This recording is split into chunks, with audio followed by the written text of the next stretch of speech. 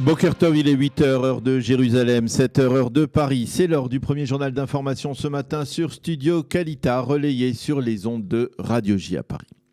Le nombre de malades du coronavirus continue à grimper en Israël. On a recensé au cours des 24 dernières heures 177 nouveaux cas et cela porte le nombre total de malades en Israël à 3315. 35 malades sont dans un état grave, 29 sont sous assistance respiratoire, ce qui est une augmentation sensible au cours des derniers jours du nombre de malades graves. Par contre, il n'y a pas de changement dans le nombre de décès qui est resté à 300 au cours des 2 derniers jours. Ceci étant, la présidence de l'État à Jérusalem sera fermée aujourd'hui. Motif, l'un des fonctionnaires a été diagnostiqué positif et par conséquent, il a été décidé de désinfecter l'ensemble de la présidence. Le président Rivlin n'aura toutefois pas besoin de se placer en quarantaine pour l'instant. De même, 3 agents de la sécurité du Premier ministre ont également été diagnostiqués positifs. Mais il s'agit d'agents qui étaient en poste à l'extérieur de la résidence de la famille Netanyahou, rue Balfour.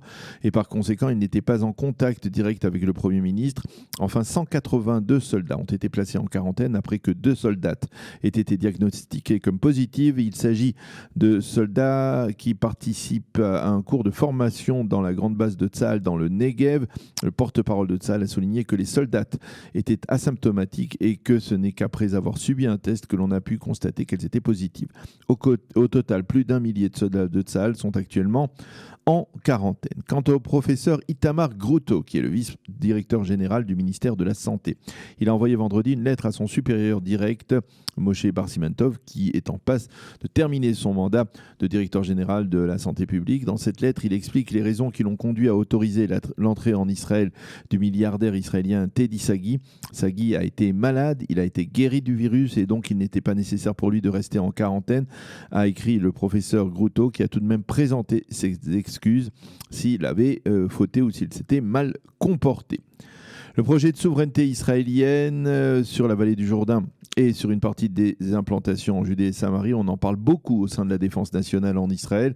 Et pour cause, les responsables de Tsahal ne savent pas encore quelle est la teneur des cartes indiquant les localités qui passeront sous souveraineté pleine et entière d'Israël et celles qui pourraient rester enclavées au milieu de territoires palestiniens. Cela explique pourquoi l'état-major de l'armée envisage pour l'instant tous les cas de figure possibles, au cas où la décision d'annexion de ces zones était confirmée. L'un des scénarios est l'affaiblissement constant de l'autorité palestinienne, le renforcement des tanzim proche du Fatah et l'installation d'une forme d'anarchie dans la rue palestinienne.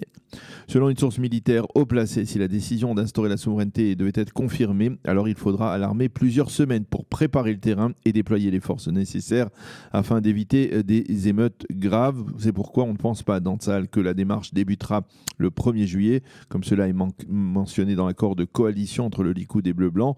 On estime plus probable que ce sera là la date du début de la procédure. De son côté, le Conseil des localités juives de Judée et de Samarie s'est tourné en fin de semaine vers le Likoud pour lui demander d'introduire des changements dans le plan de paix du président Donald Trump. Le Premier ministre a déclaré hier qu'il travaillait en étroite concertation avec l'administration Trump en vue de l'instauration de la souveraineté. Nous essayons de parvenir à un résultat optimal, a dit M. Netanyahou.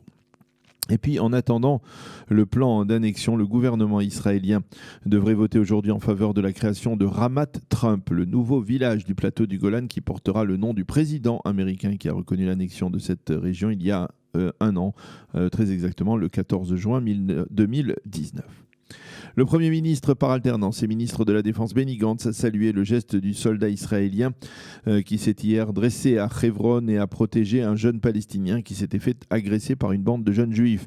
Sur les caméras de sécurité, on voit parfaitement le Palestinien se faire molester par ces jeunes juifs et le soldat israélien arrivant et s'interposant entre les deux parties. Le Palestinien a remercié le soldat, qui est un soldat de la brigade de Golani.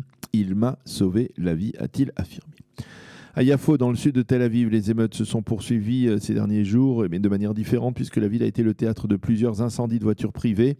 Au cours des derniers jours, les habitants de Yafo ont manifesté très violemment contre la construction d'un centre d'accueil pour SDF sur les vestiges d'un ancien cimetière musulman. Hier, l'ambassade des États-Unis a publié un communiqué demandant aux ressortissants américains vivant en Israël de ne pas se rendre pour l'instant à Yafo. La météo pour terminer, le temps sera légèrement moins chaud que durant le Shabbat. Il fera aujourd'hui 27 degrés à Jérusalem et à Tel Aviv et 39 degrés à Eilat. C'est la fin de ce premier journal d'information.